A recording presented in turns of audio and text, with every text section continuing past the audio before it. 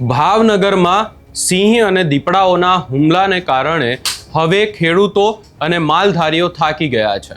આખી બાબતને લઈને અનેકવાર વન વિભાગને રજૂઆત કરવા છતાં તેમનું સાંભળવામાં નથી આવતું ને હવે ત્યાં શું થયું છે એની વિગતે ચર્ચા કરીશું. નમસ્કાર, હું છું ઉજ્જવલ અને આપ જોઈ રહ્યા છો નિર્ભય ન્યૂઝ. ભાવનગરમાં છેલ્લા કેટલાય સમયથી દીપડા અને સિંહના હુમલાને લઈને સવાલો ઊભા થઈ રહ્યા છે. અનેક ખેડૂતો દ્વારા અનેકવાર સવાલો પણ ઊભા કરવામાં આવ્યા છે.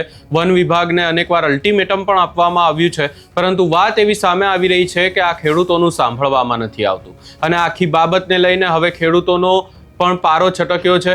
ખેડૂતો વન વિભાગ પહોંચ્યા હતા, વન વિભાગની કચેરીએ, ને ત્યાં પહોંચીને તેમના દ્વારા શું કહેવામાં આવ્યું છે પોલીસને આવેદનપત્ર આપતા એ પણ સાંભળી લઈએ. કે વન્ય પ્રાણીઓને તમે જે ગીરના જંગલમાંથી છૂટા મૂક્યા છે એ 2025માં અમારા ભાવનગર, અમરેલી વગેરે જિલ્લામાં આતંક મચાવશે, એટલે એ અત્યારે જવટ થયું. અમારી ટૂંકી માંગ છે, આનો અભ્યાસ કરી લેજો અને અમને જવાબ આપજો, નહીંતર 15 દિવસ પછી હું અહીંયા અમારા ઉપર બેસી જાઉં. અમારે સિંહ દીપડા રેવન્યુ તમારા જંગલમાં રાખો. અને જો તમને રેવન્યુમાં રાખવાની છૂટ હોય તો અમને અત્યારે કહી દો, ભાઈ રેવન્યુમાં રાખવાની અમારી પાસે છૂટ છે, તમારે થાય કરી લેજો. એટલે તો અમે એમ મારા પ્રાણી છે, મારા દીકરા છે, એ તો મારા ઘેરે રખાય ને, કાંઈ કોકના ઘેરે દીકરા થોડાક મેકવા જવાય. આ કઈ ગયો ભાઈ એનો ફોટો જોવો, એને શ્રદ્ધાંજલિ મેં બાંભણિયામાં આપીને, એટલે સાહેબ મારી ભરકુટી ફરી ગયેલી છે મારી કે આ સહન તો અમારા સિંહ દીપડા શું કરવા. એ એશિયાઈ ટીક છે, પણ મેં કીધેલું છે એશિયાઈ ટીક એટલે તમને અમારા માના કરતા વધારે વાળે એશિયાઈ. સરકારને જ્યાં તમારે વાત અમારી પહોંચાડી હોય ત્યાં પહોંચાડજો, અને તમારું જંગલ ખાતું વારે વારે બધાને દાદાગીરી કરે છે એ મહેરબાની કરીને બંધ કરે. તમે જેમ ફાવે મન ફાવે એમ બેન દીકરી હોય ત્યારે આવું તો આ સાહેબ પોલીસ સ્ટેશન વાળા અમને નથી કરતા. અમે ગમે એવો ગુનો કર્યો હોય તો એમાં ક્યાંક રેમ રાખે, વાત ક્યાંક દમ મળી. તો અમારી વાતમાં દમ ન હોય તો તમે મેં આમાં લખ્યું છે અમને ભડાકે દઈ ગયો. ખેડૂતો, પશુપાલકો, ખેત મજૂરો, અમારી ગાયું, ભેંસું, બળજા, ખેટા બગડ, પછી તમે જંગલ ખાતું, જંગલી પ્રાણી, સરકાર અને તમે જંગલી પ્રાણી બધા જલસા કરો. બાકી અમને આ જલસા હવે ગમતા નથી, અને સિંહ તો મને બિલકુલ ગમતા નથી. દાવ ગમતા જે કરવું એ કરવા મને. આ હિંસક પ્રાણી છે, ક્યાંય ગામમાં ન હોય. એટલે અમે તમને આ રૂબરૂમાં આપીએ છીએ. તમે આનો અભ્યાસ કરીને મને જવાબ આપજો. નહીં જવાબ આપો તો 15 દિવસ પછી અને મારા મહુવા તાલુકા પૂરતીની તમામ જવાબદારી તમારી થાય. તમે અત્યારે હટાવી લો. તમે જ્યાં તમારે, અમે નથી કહેતા મારી નાખવા, બાકી ઉપદ્રવ વધે ને ત્યારે તો ગમે એને મારવા પડે. તમે માળાને હોલવા નસબંધી કરવાનું કીધું, કુટુંબ નિયોજન કરી નાખો, માળાને હોલવા કીધું. તો અમે મેં 2002 થી લખેલું છે મારી પાસે તમારે કે ભાઈ આનું તમે કુટુંબ નિયોજન કરો. આજે સાહેબ 860 છે ગુજરાતમાં, તો આવનારા સમયમાં અને મારા કોઈનું ભવિષ્ય નથી. 860 છે તો આવનારા સમયમાં કેટલા વિસ્તાર વધશે, તો એ વિસ્તાર નિયંત્રણમાં લેવો જોઈએ. અને 14 કિલોમીટરની વીડી છે એમાં રાખે તો એ વસ્તુ એમાં કામ લાગે. તમે રાખો, તમે 20 ફૂટની તારબંધી કરી લ્યો. અને ખેડૂત ખાવે તેના પશુધન મળે, એ ભલે સિંહ તાજું મારણ કરે પણ બીજા જનાવર તો ખાય ને એને એ વસ્તુ ના કરો. પણ તમે ગામડે ગામડે હું મેકી દો છો. એક મિનિટ ભાઈ, તમારા માણસો કાલે એક મિનિટ સાહેબ, અમે વ્યવહારિક રજૂઆત કરીએ છીએ. વ્યવહારિક જો કાલે થોડી કઈ માથાકૂટ થઈ આવી રીતે સાહેબ માથાકૂટ ન હોય, કૂતરાના હગર છે, આના હગર છે, આ નથી કૂતરાએ માર નાખ્યું, હવે આ બાળકને કૂતરાએ માર નાખ્યું, એવો તમારા સ્ટાફ. એટલે એ સ્ટાફને તો હકીકત છે ને નોકરી માટે સસ્પેન્ડ કરવા જોઈએ કે નિવેદન તમારા તમે જો મારી નાખ્યું છે, મારી નાખ્યું પછી જીવતું થવા નથી. પણ બાળકને સિંહે મારી નાખ્યું અને કૂતરાએ મારી નાખ્યું છે કે સાબિત કેમ કરે? તો એને એ હકીકત નોકરી જો જ નથી, ડુપ્લિકેટ નોકરી છે એનાથી બોલાતું જ નથી. તમને ન્યાય આપવા માટે તમે જયારે નોકરી પર ચડ્યા છો ત્યારે તમે શું શપથ લીધા છે એ તો તમને ખ્યાલ છે ને, બરોબર? તો સાહેબ એને ખોટું બોલાતું જ નથી. એને ન્યાય જ અમે કઈ મને કઈ થયું, મને સિંહ કરડી, સાપ કરડી ગયો, પછી તમે કહો કે આને વીસી કરડી ગયો છે, આ ક્યાં ઘરની વ્યાજબી વાત છે? કોની વ્યાજબી વાત છે? એને સાચું જ કેવું પડે. સાચું કરીને ફાંસીની સજા થોડી છે. ઓલા છોકરાનો તો એને ખોટું કેમ બોલાય?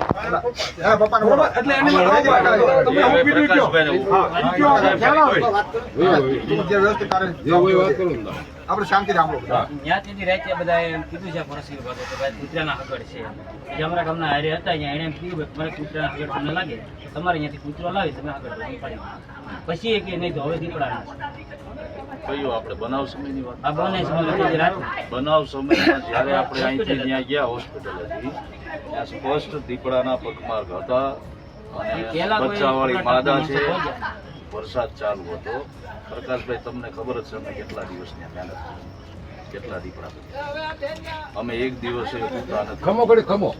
બરાબર, અમે અમારી કાર્યવાહી કરી છે. અમારી પાસે અમારી જે સત્તામાં આવતું એ બધું કરશું. રહી વાત આમાં જે તમે રજૂઆત કરી છે, બરાબર, અમને દુઃખ છે તમારા દીકરાને. હું કોઈ પણ માનવ જાતને જાનમાલને નુકસાન થાય અમને, અમે તમારામાંથી છે કે અમે તમારા દુશ્મન છે. અમારી ફરજમાં આવે છે અમે ન કરતા હોય તો વસ્તુ.